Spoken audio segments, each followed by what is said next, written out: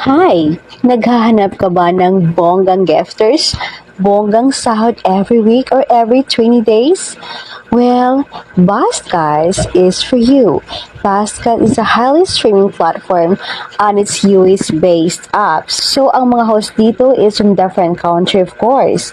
Ang maganda sa Buzzcars is madaming gifters at kapag na-meet ng host, ang call nila ay may basic pay silang makukuha after 20 days.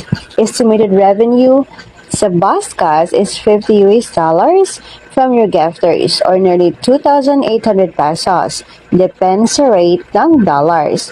Plus, ang basic pay ng host pag na-meet nila ang quota is $36 or nearly 2,000 pesos in 20 days. Kung makukuha mo ang quota nila, roughly you will have 5,000 pesos in 20 days.